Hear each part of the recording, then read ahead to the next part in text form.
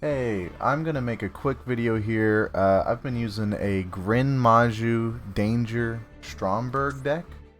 It's been pretty fun in the No Extra Deck Festival. So I'm just gonna show it off here real quick. There should be a deck list in the description that should help you out. So I'm gonna go through this real quick. 3 Maxx, standard hand trap, but honestly, you're not using these too often. You could replace it with, say, Ash, Dimension Shifter, or whatever you have on hand, because a lot of this deck is ultra rare. And I'll tell you what you can take out if you want to make it a little bit cheaper. Alright, so yeah, here's your 3 Maxx. He's your main attacker of the deck. 3 Gren Maju. It's pretty self-forward. Banish 10 cards with Desires or with Stromberg. It's 4,000 attack. It's pretty good. You've got 2 Glife the Thunderbird and 2 Hexe Trude. Both of these you can special summon from the deck with Golden Castle of Stromberg. They're pretty useful. This one allows you to pop a card on your opponent's field, and if you do, you can attack up to 2 monsters. 2600 attack, not bad, and it's free from the deck. This is basically a 1500 beater, but if you special summon it, you can target a card in the spell and trap zone, destroy it, which is nice.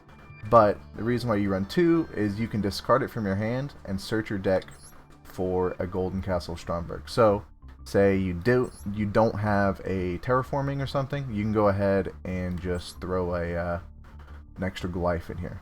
Alright, next we're going to go to our Kaiju engine real quick. So, I'm running 3 of the Mystery Dust and 2 of the big boy star destroying Kaiju.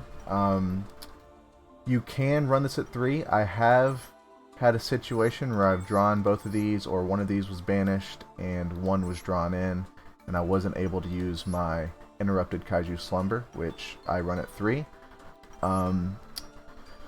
It's really up to you, but I feel like 2 works pretty well. It works, the ratio is pretty good with interrupted Kaiju Slumber. You can also run any other Kaiju you want. I'm running these because these are the rares, but if you wanted to run say the turtle or something, you can run those. Let's see here. Alright, so we've got our danger engine as well. So with the danger engine, it's pretty nice. Bigfoot's really nice, and Thunderbird's really nice. So with this one, you can special summon it from your hand if it's not chosen, and then basically draw a card. If it's not, if it goes to the graveyard instead of you having a 3000 beater, you target one card your opponent has, destroy it. This is the same way, but you target a set spell or trap. So yeah, pretty useful, and they help you go through cards pretty fast. And in those kind of situations where they're sitting there with not much, you've got a free 3000 beater. And if you can't draw into Gren Maju, which can happen, especially if you're running 3 Pots of Desires and Golden Castle Stromberg, if you can't finish that first or second turn, if you don't draw into it, he's a nice beater to have. I would recommend trying to keep Bigfoot in, but there is another danger you can use if you have to. If you absolutely can't afford to spend the credits for it, you can use Dogman. It's a 2400 beater and it's a normal rarity, so that's nice. Gizmek, it's nice. You can just banish more free cards from your hand, which ups the attack of Gren Maju, but also allows you to special summon it from the grave or your hand. You can't use the extra deck effect from it because obviously no extra deck. But otherwise, it's a pretty good card. I run it at 2. We've got Alpha, the Master of Beasts. This is a really nice hand trap to play in this deck. If you can't afford it, you can try and maybe run other staples and hand traps. Maybe place it with Ash, Dimension Shifter if you have it. In this festival, a lot of Floo's been playing it as well. You could run one of each bird if you got it in the new pack, and then maybe a cross-out designator or whatever you can throw in here. But yeah, he's pretty good. Basically, if your opponent has 2 monsters or something on the field, and you have nothing because you went second, you just special summon it from your hand, and you can just return monsters from the field to their hand. It's really nice.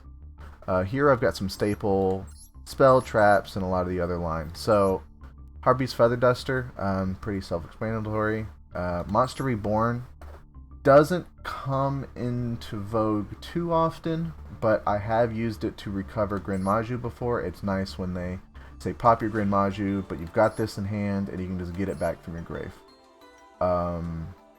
So yeah, self-explanatory.